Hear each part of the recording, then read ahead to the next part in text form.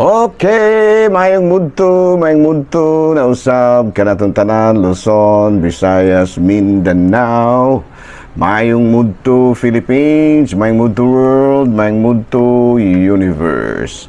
Mayong mudto kanatong tanan mga higala na kinaot kita nga ana kitang tanan sa Kapiskay sa Panglawas. Sabino adlaw karon nga Huwebes, pizza 28 na kini sa bulan sa Nobyembre tuig 2025. Uy, hapit na yung Pasko may higala. Wala na gilaing Disyembre nga moabot. Karon na yung Disyembre ha. Di na yun madugay may higala. But anyway, nangandang paghihapon kita alang sa piyesta sa Amlan, no? Nga to ang kora paroko din ha, si Monsignor Albert Erasmo Bohol. Okay, ang mga kaubanang pare nga nasa din na. Kumusta na, no? Naghidaot kita nga ana kitang tanan sa Kapiskay sa Panlawas. Kumusta na dayon ang tanahurong obispo, Bishop Julito B. Cortez, ang atong station manager, si Father Rama Ata, ang ato ang mga kaparian, Lukub, Kabisayan, ug Mindanao, ang ato mga kaigsuonan din na sa Siquijor, no, isla sa Siquijor. Kumusta na, no?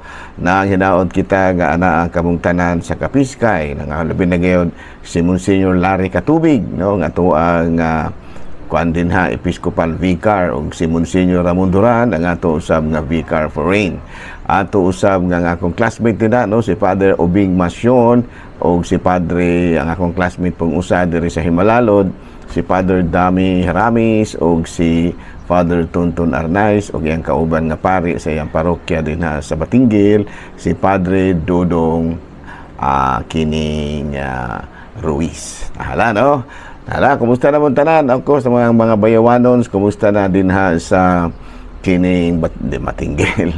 Din ha dapit sa may Paggatban, no? Nga to ang mga igsoon diya sa Lapakod, no? Sila mga milisyo family, masab si Malin, si Riza, o tanan gyud, no? Kumusta naman mo din ha nang hinaot o nga na kamungtanan sa mayong Kapiskay sa Panglawas.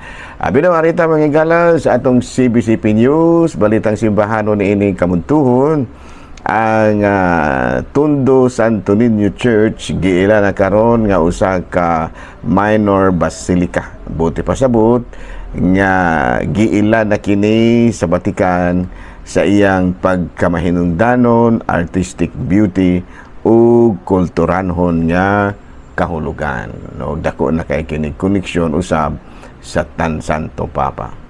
Balita mga higala gikan sa Vatican mga higala, Pope to servants of Mary, be bearers of friendship and peace. No, mao kini ang gisulti usab no sa atong talahorong Santo Papa ngadto sa mga miyembro sa kongregasyon nga Servants of Mary atol sa ilahang ika-215 nga General Chapter. Mao kadto mga higala mga balitang simbahano ni ining kamuntuhon ug padayon kita sa ato ang mga buluhaton. Ayan, no? Sabi, no, padayon kita sa ato ang mga pagpangalagad. Kumusta naman dahil sa Bakwa, no? Sa Dumaguete, no? Pila naman ni kaadlaw human nga naliwas, nagkapanglimpyo na mo pag-ay din ha, no? Lalano, arita mga higala sa atong Santo del Dia. Santo del Dia, November 28. Ang ato karon nga santo mausi Saint James of the Mars, no? Ang spelling sa Mars may gala M-A-R-C-H-E. Unya taga Marsi, Italy ni siya, no?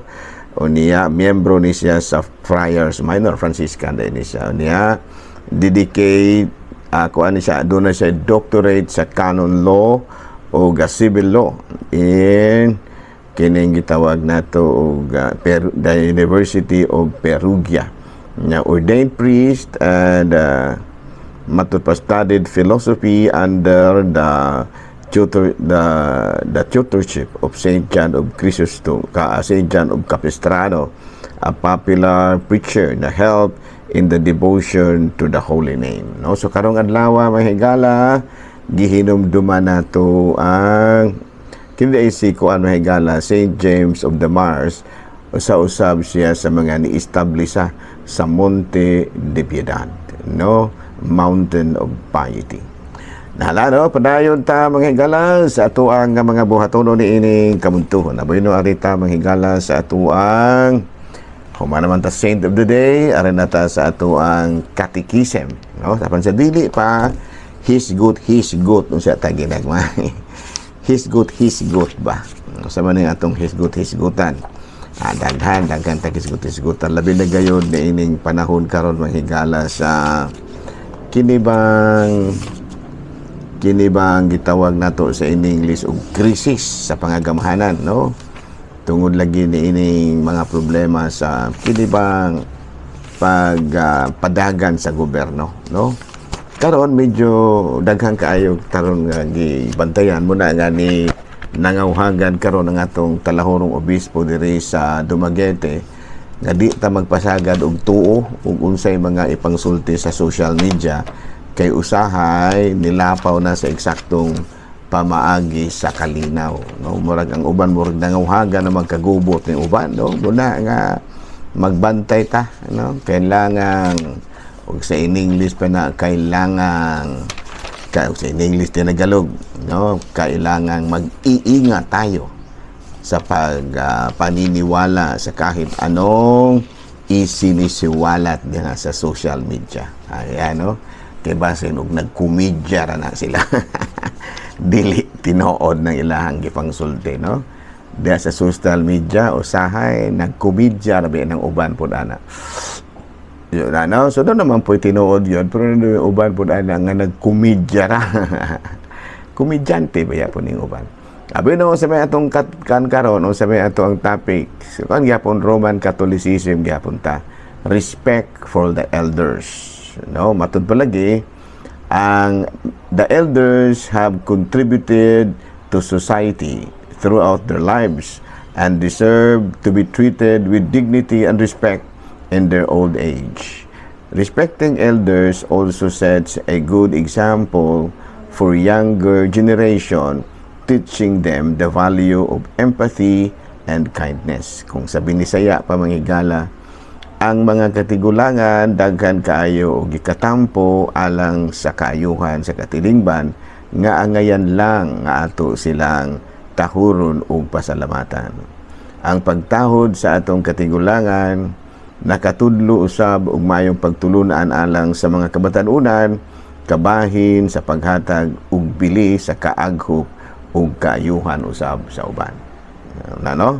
Gani kung atong basahon mga higala sa Exodus chapter 20 verse 12, honor your father and mother that you may have a long life in the land which the Lord your God is giving you. Sa ato pasabot may gala nga sa Exodo kapitulo 12 versikulo 20 12, tahura ang inyong amahan ug inahan aron mutaas ang inyong kinabuhi diha sa yuta nga gihatag kanimo sa Ginoo nga inyong Dios. Ayan, no? Sa ato pa kung gusto mong mutaas-taas og yuta ang inyong kinabuhi, nahala pag binuutan tahura ang imong mga ginikanan. Ayon pa si Padre Exulti ha, kung siguro ba kaya mong manukol.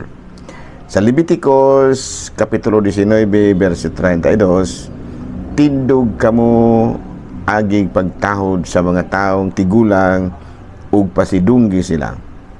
Kahadluki ninyo ang inyong Dios, ako mao ang Ginoo. So sa ato pa masuko gid ang Ginoo mahigala kung atong pasipadaan ang atong mga katigulangan. Sa unang sulat ni San Timoteo, sa unang sulat ni San Pablo kang ngadto kang Timoteo, kapitulo 5 bersikulo 1 to 3, ayaw kasabi ang magulang kanimo kung dili pakigsultihi siya sama nga siya imong amahan. Isipa nga imong igsuon ang mga lalaki nga manghud nimo panuigon. Ang mga babaye nga magulang nimo isipa nga inyong inahan. Ang mga babae nga manghud nimo panuigon usab himoa kini sa bug-os nga kasing-kasing tahura ang mga biyuda. Ayan, no? Kini pagtahod, yun ay mahigala. Importante, kini, no? Kinig yung pagtahod, usa yun is importante, kaya alang ka, angay batunan sa usa ka tao. Kay kung kini ginoong tao bitaw nga muray walang pagtahod, murag dali ra kayong kasuyaan.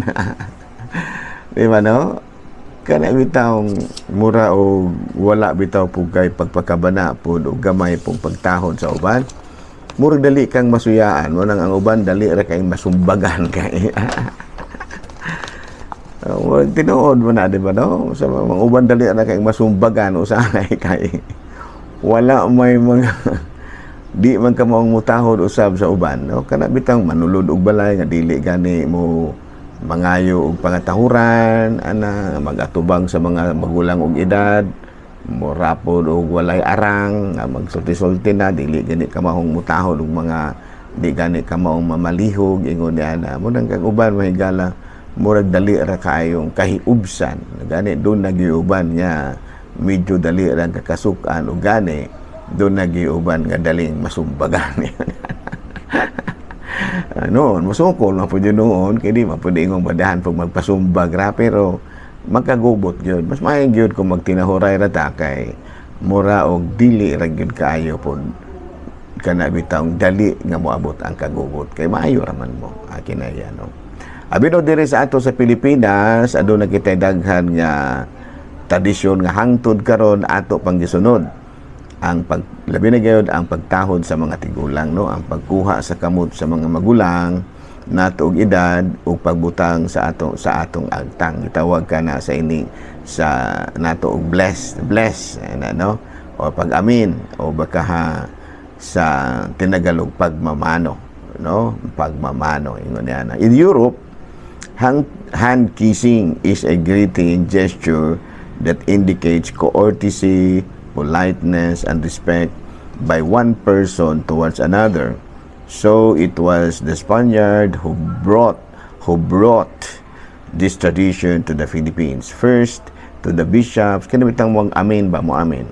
First to the bishop, then to the head of the church, and later on to the priest.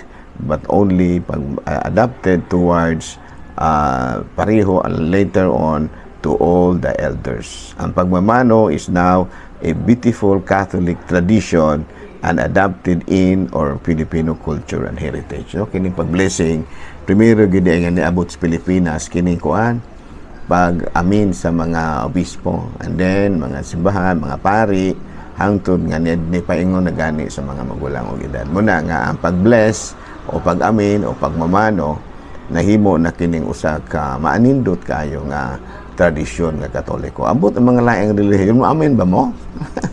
Murag ba di man siguro? I don't know kung mo amin ba ni sila sa ilahang pastor. Mga laing relihiyon, murag di man siguro. Kaya mo amin, mura na po Katoliko. Na unya, bisan po lamang mo amin na po sa ito, isip Pilipino, mo amin ba po gihapon sila sa ilahang mga magulang o gidan. Na? Sa dahang salamat ha, o ako ra gihapon kini ang iyong ubos nga alagad, Reverendo Padre Edwin Academia Akab. Manamilit na usab kaninyo o manalangin kanato ang Dios nga magkagagahom sa tanan, Amahan, Anak, Espiritu Santo. Amen. Maayong mudto, Pilipinas.